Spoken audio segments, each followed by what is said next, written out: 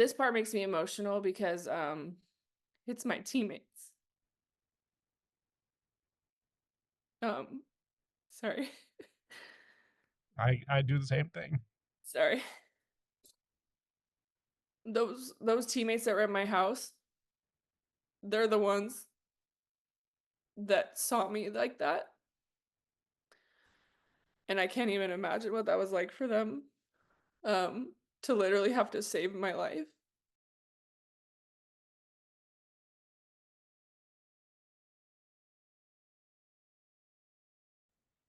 Hello, and welcome to the next edition of Beating Cardiac Odds. My name is Greg Coon. I'm the co-founder of Cardiac Crusade. My wife is the survivor of a sudden cardiac arrest, which makes me the co-survivor of a sudden cardiac arrest. So this is our next edition of our podcast where we interview people associated with sudden cardiac arrest. And we've got Kayla Burt is who we're talking to today. Hey, Kayla. Hey, how are you guys doing? Oh, so good to see you again. And we're going to talk to Kayla about her story, about her journey through sudden cardiac arrest, what she's doing now, et cetera, et cetera. So, um, Kayla, tell me in a nutshell, we're going to go back into your kind of growing up time frame, but I want to, describe what happened when you had your sudden cardiac arrest. Yeah, it's pretty incredible, I would say. At the time, I was a 20-year-old Division I college basketball player playing basketball for the University of Washington Huskies. I do have to give a shout out. I am wearing a shirt today because our men's soccer team won the national championship yesterday. So shout out UW men's soccer. So I'm a That's awesome. Love Husky. that. Yeah, yeah, it's pretty incredible. Um, but yeah, my story is like a lot of others that we've heard, people who survive and unfortunately some that don't survive. But I had a normal day of practice with my teammates. It was New Year's Eve. So because it was New Year's Eve, we decided to gather at our off-campus home to ring in the new year. And we were exhausted. I mean, we didn't even want to stay up till midnight because our coach thought we had kind of a lackluster practice. And so she's called for a 6 a.m. practice on New Year's Day just to kind of like discipline us in a weird way. And so getting ready to ring in the new year, I went upstairs about 11 o'clock and just started getting ready for bed, brushing my teeth, the routine that I would normally do. And I was sitting next to my teammate on the bed, and we were just chatting or watching TV. And I just mentioned kind of nonchalantly that I felt lightheaded. And she was like, okay. And then the next thing she knew, I just collapsed and fell off my bed and kind of landed against the wall. And like other stories we've heard, she thought I was joking or that I might be having a seizure. And she yelled for the rest of my teammates that were downstairs watching TV as well. And you guys, get up here. There's something wrong with Kayla. And just like you hear in a lot of these resuscitation stories, everyone kind of just kicked into gear. And this was in 2002. So it's been almost 23 years. And back then, CPR and AED stuff was just not talked about as often. And so they didn't know how to do CPR. They called 911. They received 911 instructions from the dispatcher because they didn't know. They actually put me on the bed at first, which, as we all know, is not a great place to put someone to Yeah. start CPR. You're essentially just bouncing them on the bed and not getting good compression. So 911 dispatch told them, get her on the ground. And so they did, started CPR. And thankfully, I lived about 1 mile from a Seattle fire station. And Seattle fire paramedics arrived to my house within about 4 minutes, placed an AED on me. It took one shock to get me out of VFib into a normal sinus rhythm. And I was intubated, brought down to UW Medical Center, where I was in a coma for about 15 hours. And I woke up on New Year's Day, and apparently my teammate said that I said, "Did we win?" And she was like, "The game's not till tomorrow." So I felt like I woke up from a really good night's sleep, and I wanted to know when practice was or did we win the game, and I didn't know where I was, and that's kind of what happened. And it's all very vague to me even to this day, but that's essentially what happened. So your last memory was Do you remember telling your teammate that you were feeling faint?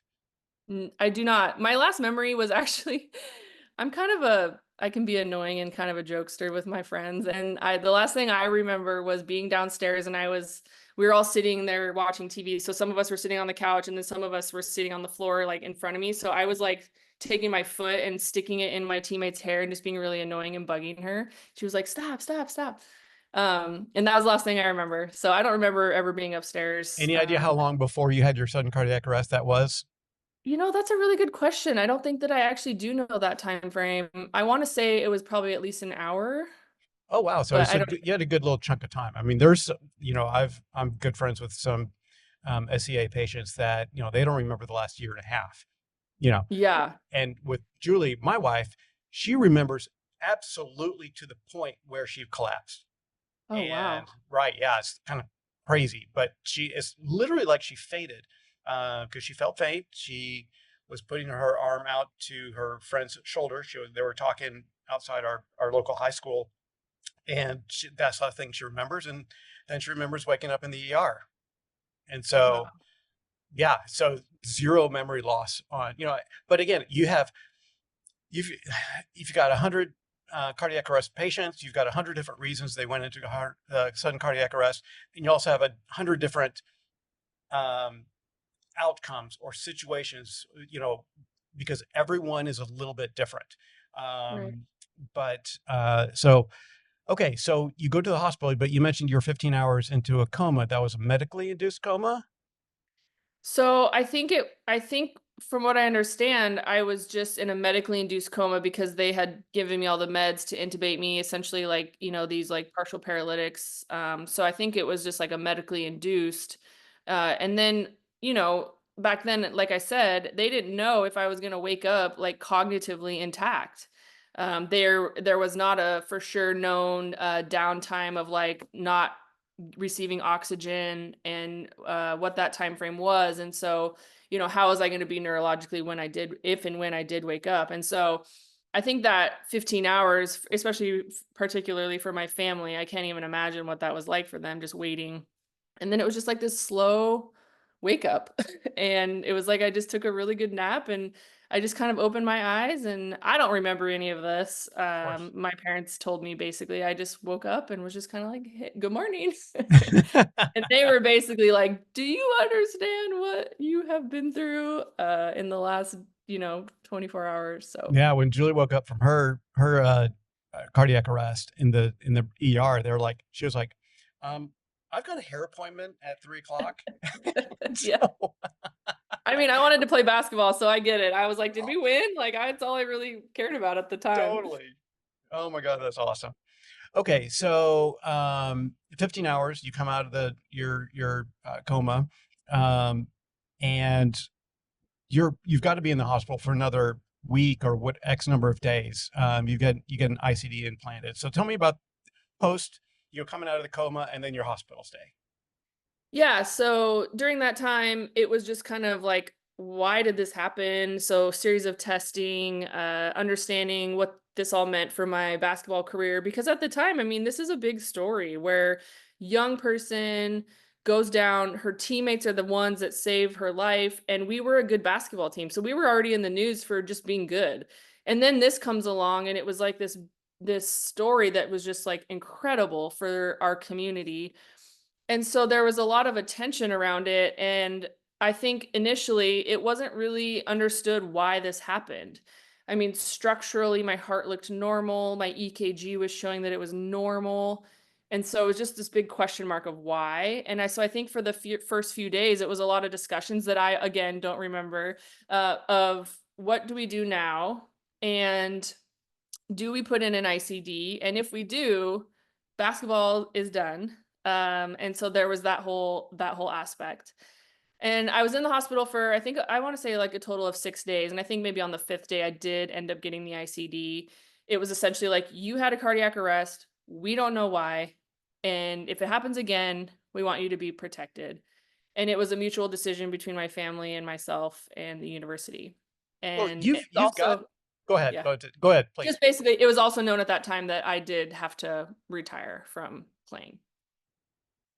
and same with Julie. They give her an ICD. Now she had zero electrolytes in her system, and so that's the electrical system that kind of manages the heart. She just like you, just she's healthy. She was young, in her early 50s, but that's still damn young.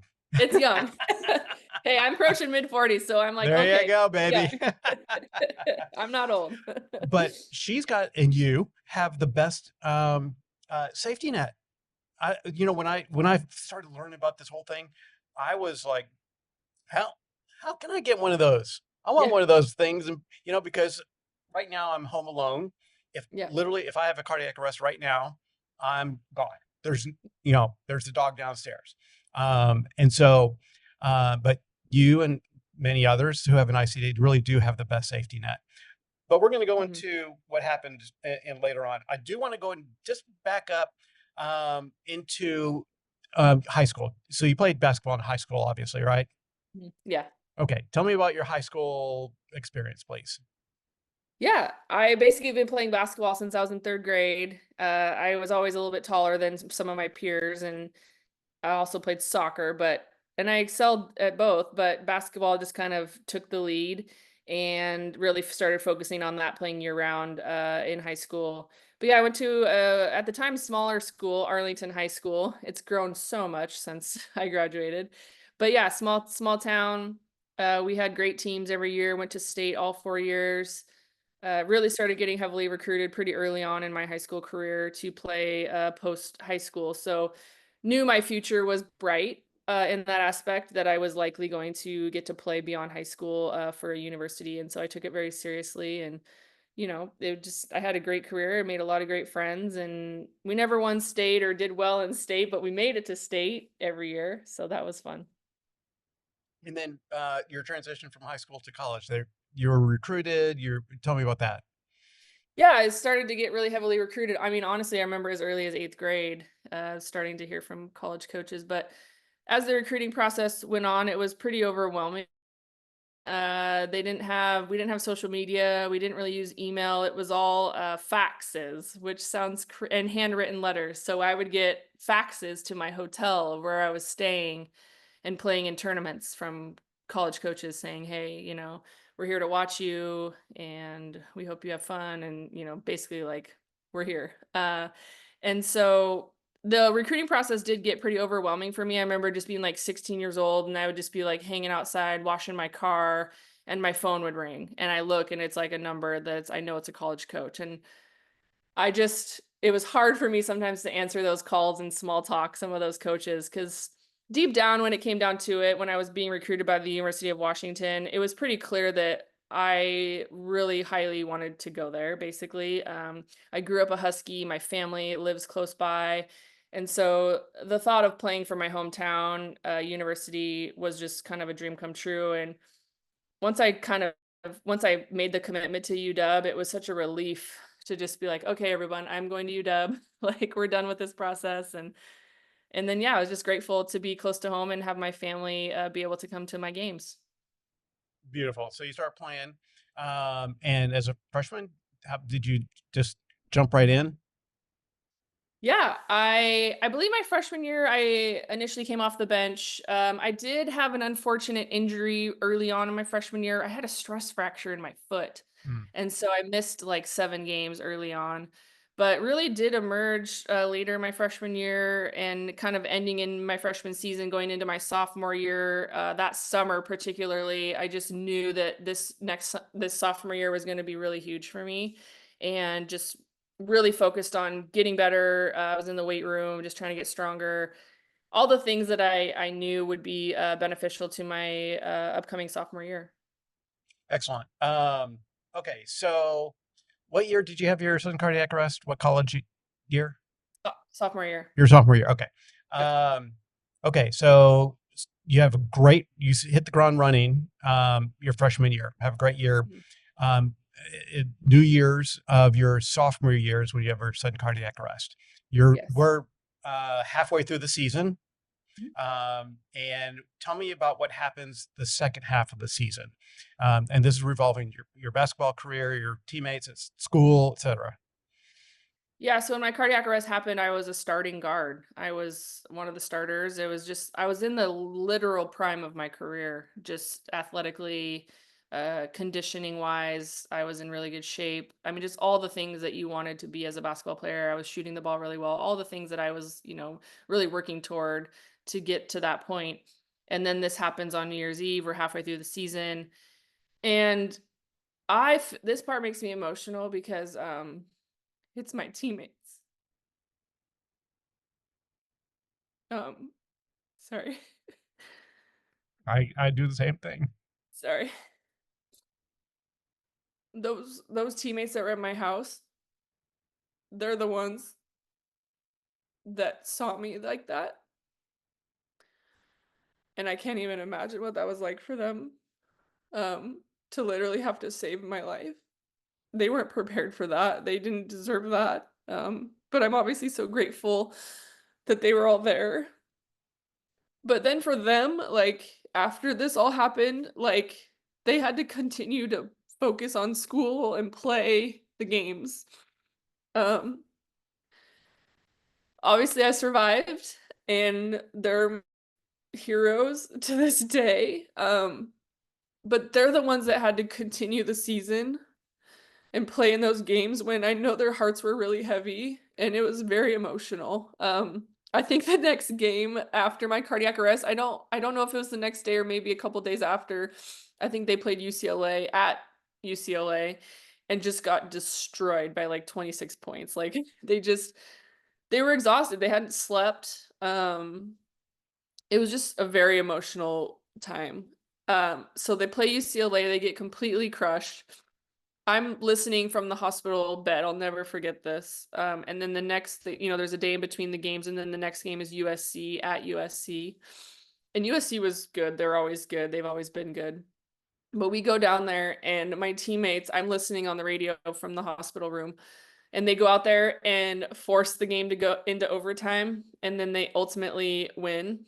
And that's when my coach was in the media, saying basically like, we won this game for Kayla and I know she's listening. And I just was like a wreck. Like I was just so proud of them and just what they had to go through and just fighting through adversity really to go out there and win the game. And it was pretty But, incredible. but you really inspired them. I mean, they took Yeah. what happened, and they took that baton, or they just took that ball literally and ran with it. Yeah, You know, they did. Yeah. I mean, it's just such a cool part of the story. And my coach was just and the rest of the Pac-10. I mean, back then it was the Pac-10, and I heard from pretty much every single school in the Pac-10, Cal, USC, UCLA, Oregon, Oregon State. All the teams reached out to us and our team and myself and just we're thinking of you. We know you guys have been through a lot and just basically we're here for whatever you need. And it was just so cool to have everyone come together like that. Sorry, my nose is a little emotional. Um, but yeah, so then the rest of the season, it was just basically my coach came to me, and this also makes me emotional because um, I was on a full athletic scholarship, and they easily could have pulled it from me and given it to another athlete that could actually play. But my coach, first thing she said, you're going to stay on scholarship and continue to pursue your degree and be with our team. And it's just so incredible that they did that. And I'm just so grateful that I was able to continue on with school and get my degree and be with the team. so you finished your degree. I'm going to kind of do a fast forward on your degree side and your education side. So you finished your sophomore, junior, senior year, got your degree in. Communications. Okay. So you now have a degree, but I'm going to back up on the athletic side. Okay, sophomore year, second half of your sophomore year. What does the team do? How do they do for the season as a team? You know, I don't know how we ended up finishing. I know that we were always in the top 4 of the Pac-10, and I believe it was the next year that we went to the NC2As and made it past the second round. But I sat out the rest of my sophomore year and my entire junior year And then But weren't you that's like when, a coach? You had some kind of title like that. yeah, student assistant coach. So they kind of just made me like a assistant coach on the bench to be with my team really. And I got to travel, which was just so special. And then I did make my comeback my senior year after some further medical Yeah, testing, which I want to dig into that one. So yeah. because that's incredible, frankly. That's when all this stuff happened, all the glory. Oh, totally. Um, so what was your? I know you were given a title, and whether you're given. Let me put it this way: you're just given a title, but you're on the bench during all the games, during the practices. What did you do? What was your job function? I was at every practice, I was at every game, home and away. I was essentially there just to be with my team and be kind of an inspiration for them and just I did what I could. I mean, I passed in drills.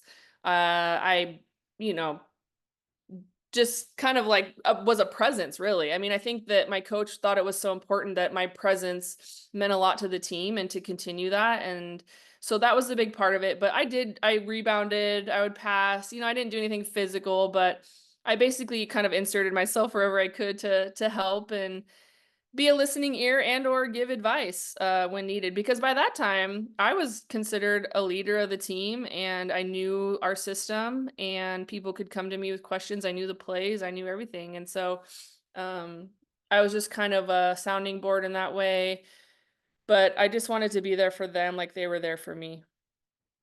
Awesome. So how'd you feel?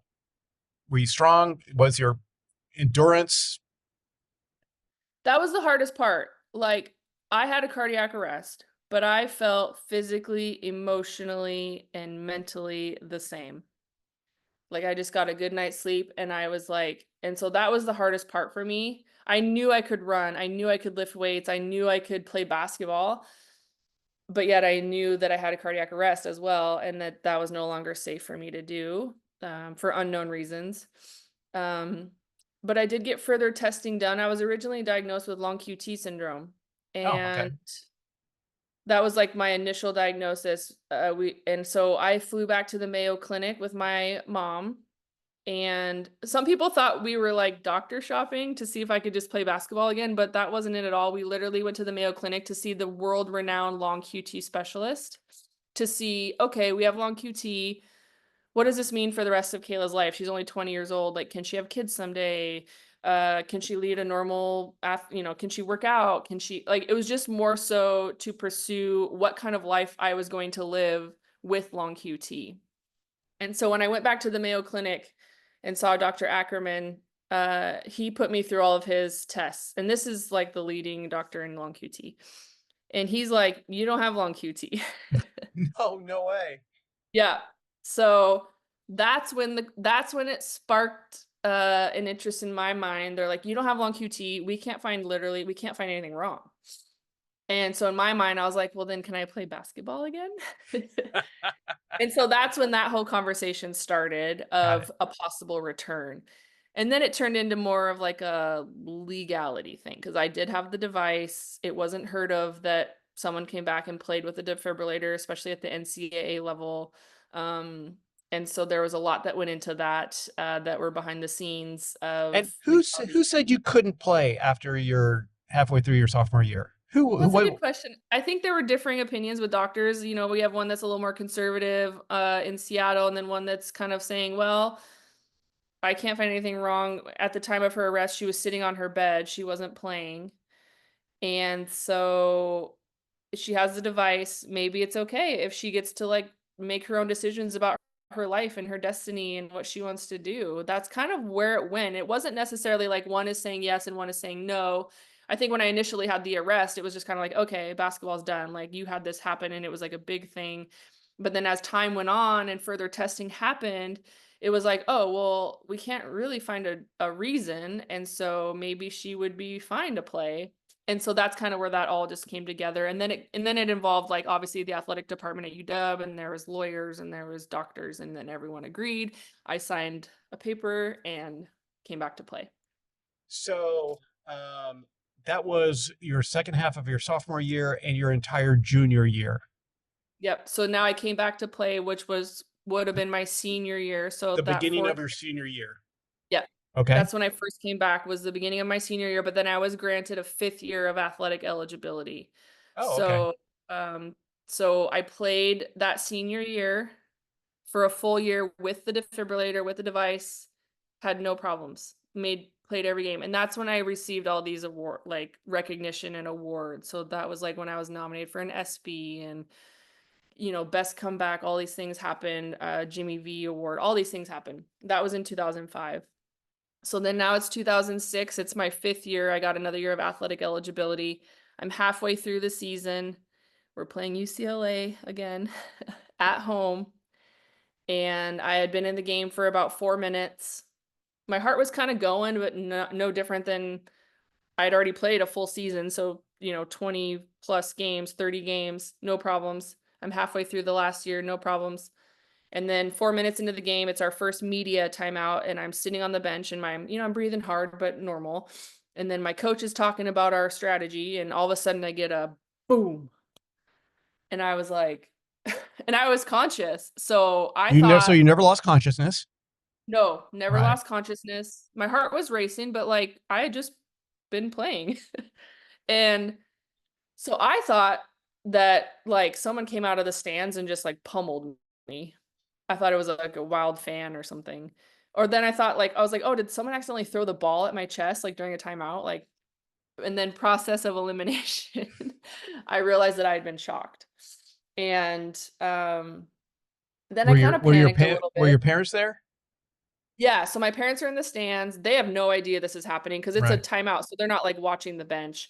They're looking at like the cheerleaders or something with their little performance. And I get shocked. My coach looks at me and she says, "Are you okay?" And I was like, "I don't think so." But And you never collapsed. nope. Okay, so what did your coach see in you to ask you if you're okay? What's she looking I at? mean, I've never myself seen someone get shocked. And so I don't know what she saw, but I think essentially it was like I was sitting there and then I literally did one of those, like just a Uh, jolt. And she knew that was not normal for me. So she basically was like, "Are you okay?" And then right away it was like, "Get Jen, our trainer, get Dr. Harmon. She's sitting over there, grab the AED." I mean, it was just like that. So my team doctor, my team trainer there, someone says, "Go get her parents in the stands."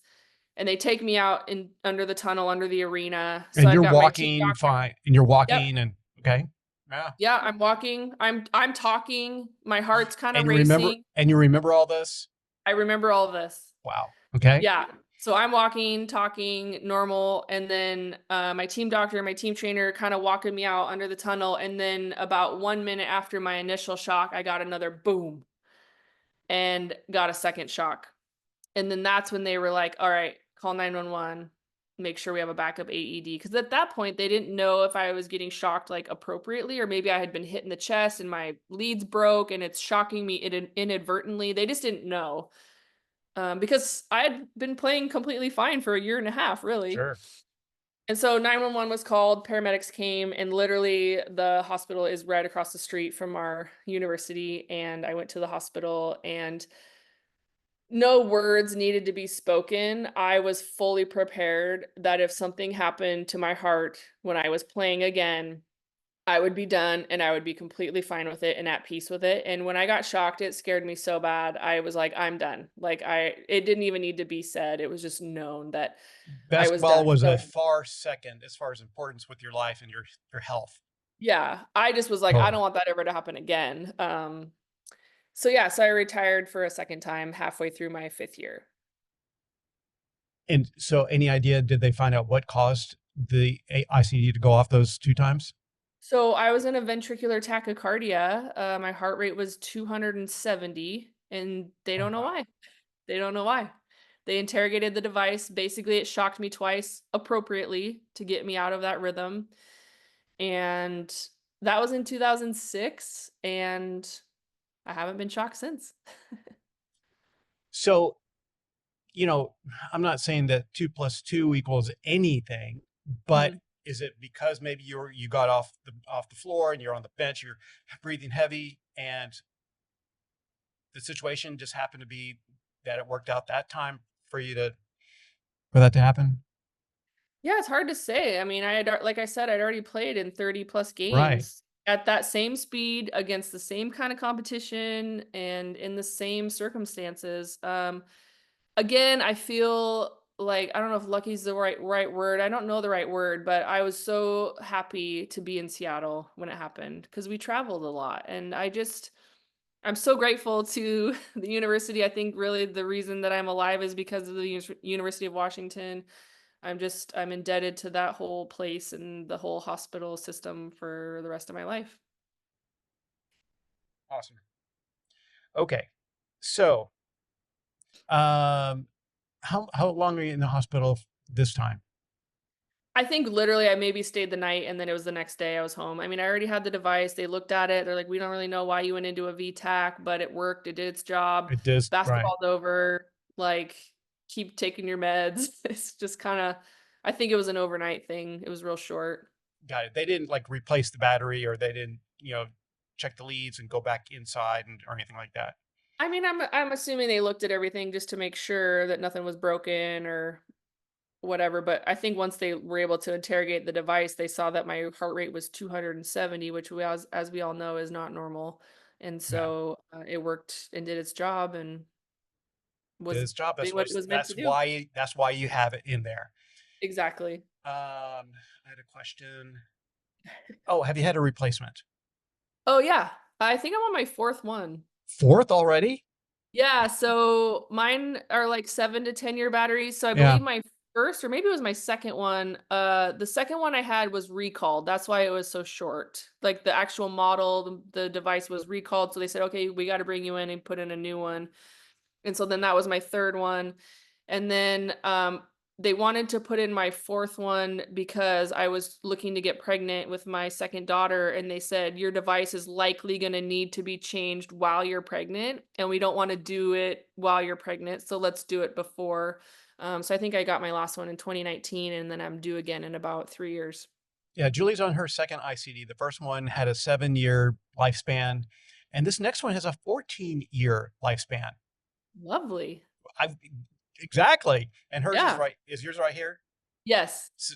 And this latest one, even though things are getting smaller, this one was a little bit bigger, but they Okay. did such a phenomenal job. I mean, if she's wearing a bathing suit, you can't, there is basically no scar there. You do, if she kind of turns in a certain way, you kind of see a little ridge. It's not a ridge. It's a little, you can kind of see it, but man, you got to be looking. Yeah. But they're phenomenal. And actually, Lauren, I'm trying to remember who it was. Part of our Boston Shock Squad, who she had us in cardiac arrest. Hers is in her like upper hip area, and Mhm. the wires come around, I guess, to her heart or something like that. Well, I think nowadays they're putting them in, like you said, kind of in the flank abdominal region, and a lot of them now are like no wires. They're just like Wi-Fi. I don't even know. They What? send a shock somehow. I might be misspoken, but from what I understand, they're making better and better, Yeah. Oh, all the and time. they're putting them in without leads, and that there's somehow a way to deliver a shock when needed, like through like I don't know, Wow. some sort Yeah. of force. Which kind of okay. So which leads us to, and I'm going to go back on a couple other things. To CASS, Cardiac Arrest Survival Summit, where you and I met for the first time, waiting to walk into an event, and that was quite an event. You know what? Let's skip to that real quick. Tell me about Cass. Why did you go? So I gave like a survivors talk, like maybe a month ago, for a local company, as a survivor. And it was a quick 5, 7 minute talk, and it was all virtual, but like 700 people were on this call, and it's doctors, medics, nurses, firefighters, all the people. And I get an email like the next day from a guy in Ames, Iowa. He's an EMT. He just basically said, I loved your talk. Have you heard of CAS, and or are you going to CAS?" And I was like, "What's that?" And I looked it up, and I had never heard of it or been, and I reached out to my friends over at the Nick of Time Foundation, and I said, "Hey, have you guys heard of this?" And they're like, "Yeah, we're going." And I'm like, "Why didn't you tell me about this?" And so literally in like the next day, I booked it. I booked a flight and booked a hotel, and I was like, I need to go to this. And so How yeah, how was it for you? it was incredible. So we haven't really talked much. My cardiac arrest was almost 23 years ago. Right after it happened, I talked about it a lot. It was in the media. It was I was kind of thrust into this like little spotlight for a bit. And I started to work in advocacy right away, mostly with the Nick of Time Foundation. I gave a lot of talks. And then it got to a point where I was just kind of, I don't know the right word for it, but I was a little bit tired of talking about it, frankly. And I was like, there's so much more to my life that I want to do and be and see. And so I kind of took like a long hiatus from just talking about the story, not because I didn't want to talk about it. If people asked me, I would certainly share a very open book about it. But I just went on and did other things. I went back to school to get my nursing degree, back to UW, and got married, started a family, got into, bought my first home, all those things that, just normal stuff. And then in the last and now my kids are at the age where they're kind of more independent, they're in school, and I've just had more time to really think about, like, what really matters to me? Like, what do I really care about? What am I passionate about? And I've come to the realization that as a survivor, I was put here for a reason. I have a bigger purpose that I felt like I wasn't really, maximizing or utilizing. And so this summer, I was like, I want to get back out there. I want to share my story. I want people to be aware of this. I want people to know how to do CPR, where to locate AEDs. And that's when I reached out to my friends again, Darla and Sue at the Nick of Time. I was like, I need to get back out there, like, help me. And so Cass was really the first thing that I've attended where I really got to meet people like yourself and Julie and just other incredible people who have been through so much and who are doing incredible things. And I want to get back out there. So that's why I'm here. I'm grateful for what Cast was and what I learned and the people that I met, and I hope to continue it. So, what it was mentioned to me um, near the end of our cast experience that we've all been to conventions and conferences and whether they're let's say it's a medical conference and it's just medical talk, medical terms and everything's medical and your brain starts to melt and at least my brain would melt in that or a technology, let's say consumer electronics or whatever the reason for the conference, it is focused on that. So Cass, it has the medical side because obviously sudden cardiac arrest. It's got the technical side because of all the technology that's in your chest, that's in AEDs, and then there's the software that runs and this wireless thing that I'm now going to figure out. Yeah. um, but the big difference is they include us, survivors and co-survivors. Mhm. No other conference does that I know of. We are celebrated. Mhm. And actually, that's where we were I think, am I remembering correctly? When you and I first met, we were standing outside ready to walk in. Describe that walk in. Yeah, I didn't even know what it was or what was happening, but they're like, "We're gonna do a survivors march and a co-survivors march," and I was like, "Okay, well, I guess I'm a survivor." So I was just kind of hanging out, and then bumped into you guys, and we just started chatting. And you obviously were so warm and friendly, and we kind of briefly shared our stories, and then I walked in right behind you guys. Because we walked in together. Well, describe what we walked into and who was leading the Yeah, the so trombone and Yeah, so we walk in and it's the big ballroom, so there's hundreds of people in there.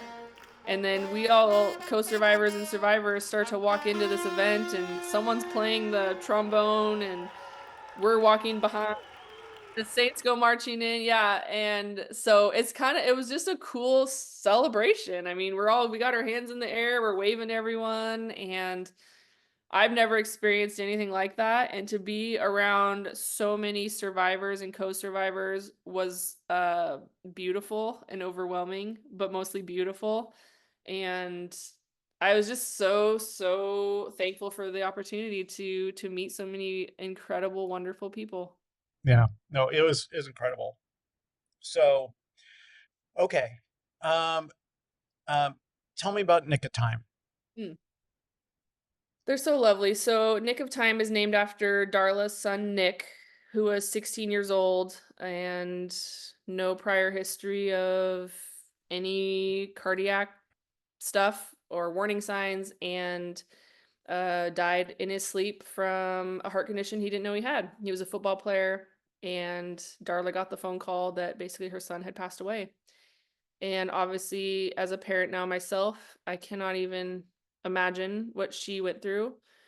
She was with her sister at the time. They're very close, and so is her nephew. And they were in California, and they had to drive home 10 hours, knowing that their son had passed, and their nephew. And so, just overridden with grief, they had been invited to an event, I think in Las Vegas, where there was other families that had gone through something similar and had started some of these foundations and nonprofits. And they basically left that meeting in Las Vegas and said, we need to do something. And they were on the flight home, and a million, ideas were in their head. And Sue, the sister, Nick's aunt, was like, let's call it Nick of Time. It's a great After name. Nick. Yeah, it's an incredible name. Yeah. And so I believe they started it was either 2006 or 2007, and Nick died in 2004. And they have been incredible in our community, in our region, kind of leading the way for heart screenings in youth, mostly, and then placing AEDs and teaching CPR, emergency action plans in schools, just all of the things that we hear about, and just the work that they've done is incredible. I think at this point they've screened over 30,000 kids, Oh, uh, wow. Yeah. with hundreds needing follow-up. I mean, they've literally saved lives. And I know some of the AEDs that they have placed, at least one I know of for sure, they helped place at a soccer field, and just I believe either last year or the year before, saved a young girl from cardiac arrest. Yeah. So incredible work. I've worked with them. I've done heart screenings with them. I do EKGs at these events. I'm also a nurse, so I do bring some of my nursing background to these events. Like I said, I did a lot of the work with them early on in 2007, and then took a really, really long break. And now I'm back, and I just love working with them. They're so passionate. They're doing incredible things, and just an honor to be a part of their foundation and work with them. And I'm sure you experienced that at meeting other people at CAS. Is that the passion is just, a scale of 1 to 10 at 20, you know. Oh, for sure. Yeah. We here locally in the Plano, which is a suburb here north of Dallas, living for Zachary is, very similar idea. Karen Shaw had her son, passed away from sudden cardiac arrest. And so she's going to do something about it, and so she does the youth heart screening. They do AED donations, and very similar to Nick of Time, and they're all needed. And we've got Cardiac Crusade as our charity, but we all need each other. We all should be supporting each other. For 99% of us, we all support each other. I want to promote Nick of Time, living for Zachary, all the time. Because if you raise the water for everyone, all the boats are, go up. So, Mm. in a nutshell, for those that don't know anything about Cardiac Crusade, let me just give it to you in a nutshell. My wife had a sudden cardiac arrest, and I'd look at my phone, and I'm like, and now I understand the importance of knowing where AEDs are located, and they immediately you have to know where they're located. So, and also the difference between cardiac arrest and a heart attack. I didn't know the difference. I'm Yeah. right in that middle of that group that needed to be educated. And Sure. so, big part of what we do is just educate difference between a cardiac arrest and a heart attack. So I look at my phone and I'm just like, why can I say, hey, Google, hey, Siri, where's the closest Starbucks? But I can't do that with an AED because you've got the chain of survival. Someone goes down. Number one, call 911. Number two, start CPR. Number three, get the AED. Well, there's a big old gap between number two and number three. It's like, where the hell is the AED? How many people, how many stories have we all heard, and how many people have died from a sudden cardiac arrest and there was an AED freaking 50 feet away, Oh, but they did yeah. not know where it was? Oh, it's heartbreaking. Yeah,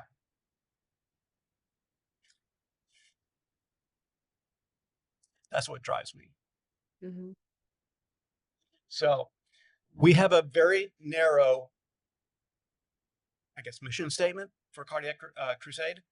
We're not donating AEDs. We're not doing CPR training. Um, yeah, we've got a link on our website to our partner that does all of that. And they just take care of uh, uh, reviving an AED, which is a real thing, reviving a dead AED. Yeah. So, I mean, the parallels are almost silly, but Yeah. that's what you're doing. You're It's reviving a true. dead AED. Yeah. Or if a company wants to purchase one or lease one, and they also do CPR training. We Mhm. don't do that. Cardiac Crusade doesn't do that, but our partner does. And all those links are on the top of our site, our website. Okay. That's basically Cardiac Crusade in a nutshell. So you've now re-engaged. How does it feel? Where does this energize you? Does it, where, I want to kind of get emotionally where you are, spiritually where you are with this re-engagement in the community. I would say I'm probably the most energized I've ever been about this awareness and the work that continues to need to be done. For so long, I didn't really resonate with my own story. I mean, this happened to me. It hadn't really, no, I mean, it had happened a few times before. It just wasn't a big topic, I guess, or maybe it was just not known to me. Maybe I wasn't aware. Um, but I feel like as time has gone on, I just feel like this is such a huge part of my life, and I was given a second chance, and I need to do more to help.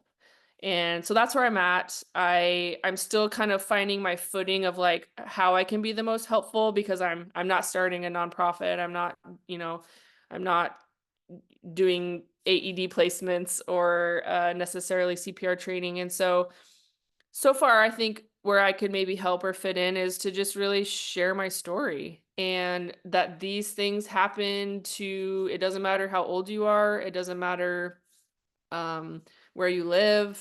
It just, it happens to anyone. It can happen to anyone. And so just knowing what to do, and debunking some of the myths that surround the use of AEDs and CPR is kind of where I feel like my passion and interests are. So particularly with young people, I mean, I have a 7-year-old daughter, and she was like, "But mama, if I use an AED, will it just shock someone?" She's like, "Or will it shock me?" And she's 7 years old. I mean, she's curious, and I wanna get out there and just share these things with the young people. Um, I have obviously a strong tie to athletics, so I'm passionate about sports. I'm passionate about this SEA awareness, so I'm tying those 2 together. And then in any way that I can, just help some of these organizations, maybe financially, that are doing the work on the ground, placing AEDs, and actually teaching the youth, and really any age, how to do CPR if you need to do it. So I'm super, super, super energized about this. I'm so stoked to like get out there and just share, share, share, because one And life is all it takes. oh, if we do all this and one person is alive, that's done. Yeah. Yeah. Yeah. Um, that's one of the things in one of the breakout sessions we at CAS. There was one comment by one of the presenters that said, some people are not going to be as passionate as you are. And I got to remember that sometimes because I'm freaking passionate, but Yeah. not everyone is going to be as passionate, Mhm. but you have to respect that. And also the timing. It took you a number of years before you're like, okay, I'm ready. Yep. It took you a while to get there, but that Mhm. was your timing. This could not have been forced on you, let's say 8 years ago. You weren't Mhm. ready, Mhm. but now you are. Mhm. And so everyone has their own time frame on how much they can give. I did CPR on a and saved his life. Mm. One of the team. One of the chain. I'm just one link in that chain. We did I play old man hockey, and there was a guy playing on the ice. He was playing in the game on the ice after our game, and he had a sudden cardiac arrest. And I ran out there and did CPR. I broke his ribs, but he survived. And he survived. Mhm. You're supposed to break ribs, and but his families they want to stay quiet. I've never met him. We're friends on Facebook. Actually, he had his rebirth day yesterday. Wow. Yesterday, it was yesterday. I sent his wife a text. So, Yeah, that's incredible. but they want to stay to themselves, and which is Yeah. great. That's how they want to do it. Mhm. And we're I just want to make sure that you know I let them know that I'm thinking about them, and that's what I sent the message. Wow. Um, but he's doing fine. He does have some things that he's working through, Mhm. but he's doing great. Wow. He, their two kids have a dad home for Christmas. Yeah, that's Yeah. just wow. Ugh. Yeah, you can't put a price tag on that. It's just incredible. What's that? You can't put I mean, that's one life saved. I mean, you just can't put a price tag on Yeah. that, and it's just incredible. Yeah. So, okay. Um, tell me about your familia, your family. Yeah. So I've been married 9 years to my wife, Kristen. We met, I was an EMT at the time, and she was a firefighter for city of Renton over here. And we ran calls together and had mutual friends, and we met, and we've been together for, I guess, almost 15 years. Uh, Took her a while to come around, but we finally got married after 4 years together. And we both had a shared desire to start a family. And so we went through that process, and we now have two incredible daughters. One's 7 and one is 5. And I actually carried both girls and had them at the University of Washington. Of So course. again, I'm forever indebted Oh, to the you know it, hospital. girlfriend. I know. I'm like, okay, I have 2 degrees from there. My life was saved there. My 2 daughters were born there. Like, it's just that's my place. Oh, Uh, totally. so yeah, so we're a family of 4, and we live in a small town, and yeah, just super happy and thankful for healthy kids and a great life. Well, I cannot wait to meet her and your kids Yes. sometime. And actually, maybe sooner than later. I've got Yes. something that's brewing in my head, but we'll talk about Yes. that later. I love it. Okay. Is there anything else you want to say? Any questions I should have asked I should have asked you? Um, I think one thing I didn't talk a ton about is that I've been a pediatric nurse at Seattle Children's Hospital for 9 years, going into my 10th year. And so I do have that side of me that has the knowledge of working with pediatrics. I do more like specialty outpatient stuff, but super proud of my career where it's gone, and kind of hoping to tie that also my knowledge medically into just getting out there and sharing about cardiac arrest awareness. But that's what I do for work. And my wife's a paramedic, so she literally saves lives for a living. And I ask her about that frequently. She's like, I'm just doing my job. And I'm just like, you do this like on the regular. It's insane to me. I know. I know. Like, And they're she's like, it's so, just my job. casual about it. Yeah, I saved a life. Yeah. Yeah, I mean, we'll get a letter in the mail, and they get letters for saves, right? So they like someone walks out of the hospital after cardiac arrest and they're involved, they get a letter, and she's got like I don't even know how many now. And I'm just like, do you understand the impact that you Yeah. have? Have you met It's your your job and paramedics, by this the what way? oh yeah, so that's it. Oh my gosh. Let me just add a couple more things. Yeah, let's The go. I way that wanted my to, story that great door oh, you just opened up there. oh, it just opened up like 2 more huge, huge, huge things. Yeah. So one of the paramedics that shows up to my cardiac arrest call is a gal named Michelle Perkins. She's a Seattle firefighter. She was a former UW women's basketball player. No. So She walks into a house on New Year's Eve, 20-year-old female down, and she walks in and we're wearing all of our UW sweats and gear, and she's like, "Is this the UW women's basketball team, basically?" And they're like, "Yes," and, like, she played for the Huskies. So, crazy, crazy part of the story. Michelle, is I believe she's retired now, but just incredible part of the story. I've met her, we've chatted, she's amazing, and, just love her. Of The course. other part that just reminded me, Yeah. so and this part is kind of has more of a sad undertone. So, my college coach was June Doherty. A few years after my cardiac arrest, I get a phone call. I'm in Portland at the time because I was coaching college basketball at the University of Portland. I get a call from one of my teammates, former teammates, and she said June is in the hospital. She had a cardiac arrest, and she survived.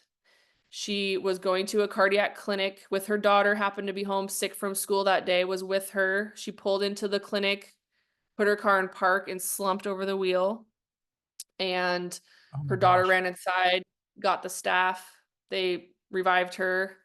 I don't know the details of, like, CPR and the AED, but whatever they did it and saved her. So I get the phone call and I immediately pack a bag and I drive up to Seattle and I go see my coach in the hospital. So she had seen me and was at my bedside when I had my cardiac arrest, my coach, and now here's my coach that had a cardiac arrest, survives, and we're forever bonded by these, like, unsurvivable events, like a coach and a player. I mean, it's incredible. She looks over at me when I get to her hospital bedside and she goes, "Don't you have a job?" And I was like, "Hey, June." I was like, I cannot believe this is happening." And, like, her husband, Mike, at the time was just like, so he had seen me, his player, go down and survive, and now his wife go down and survive. The sad part of this is a couple of years ago, she collapsed in her garage, and living in, I believe, Idaho at the time, and did not survive. So Sudden my cardiac coach, arrest. it's presumed, Yeah. not totally sure. She had the device. She had a defibrillator, so not completely sure. They opted not to, like, pursue. They assumed it was related to her heart. She did have cardiomyopathy, so she passed away a few years ago. But we were just bonded from both surviving initially these cardiac arrests. So I miss my coach. She was more than a coach, and pretty crazy that we both survived cardiac arrest. Is she the one that saw you on the bench? You're Yes. wow. Yes. And her husband, Mike, was there too. I mean, he was basically our head coach in a weird way, Right. but she's the head coach. So their whole Holy family was cow. involved. It's insane. I need to write a book. That's another thing I want to do. That's part of your story. Well, It's like you can't make this stuff up. no. Mm-mm. That's part of So, your story. You were see, you were this was, you know, this is my thing doing this cardiac crusade thing, and this is kind of my persona, my personality. I will excel at this because that's mhm. just who I am. Yes. You are, I think we've connected enough where I know you, baby. You're Yeah. gonna rock it I know. with, getting on stage, giving presentations, talking about your story. Mhm. And, putting it all together, it's you're gonna make an impact. I know we're making an impact. I just Yeah. know we are, and that's Yeah. not a boastful thing. We are. We Yeah. already are. Um, and you're gonna make a hell of an impact. Yeah. I'm Yeah. excited. No, that's just phenomenal. Okay. Um, Now anything else, or is there another door that you're I This is good for me because, I haven't really talked about that in many years. So it's not like I forget. I'll never forget that. But it's just like if I don't talk about it enough, I oh, kind of like, oh my gosh, this is another huge part of this whole thing. Like my own coach that went through it with me also went through it, and I was there for her. Like she was there for me. I mean, it's just, oh, the stories are just, I don't when know. when Julie gave her TED talk, it was, what are the you've got a longer history with your story. Julie, is relatively new Mhm. that she gave her TED talk since the time she had her cardiac arrest, but she still had bulleted points. We're going to bullet, first this and then this and then this. But yeah, that story with your coach and the paramedic, Yeah. F me. Yeah. It's pretty wild. It's wild. Yeah, But it's no, all part of it, and I need to get this all into one space, where I can just share, and yeah. make an impact that way, and I know it's there, and I'm ready. So, Yeah. holler at me. Well, you got your biggest, at least, fan from Texas. I know you've got a lot of UW fans that are been with you from the beginning, but I'll stand on top of the Texas mountain and be your biggest fan. That's for I sure. love it. I love it. No, I'm thankful for this opportunity, Greg. You've been amazing. I mean, just meeting you and talking with you has just been the easiest thing in the world, and so I just appreciate you and your story and Julie, and it's just been incredible to meet you all and where this is going. It's the beginning of a wonderful relationship. It's That's awesome. right. Kayla, you're the best in the world. I appreciate it.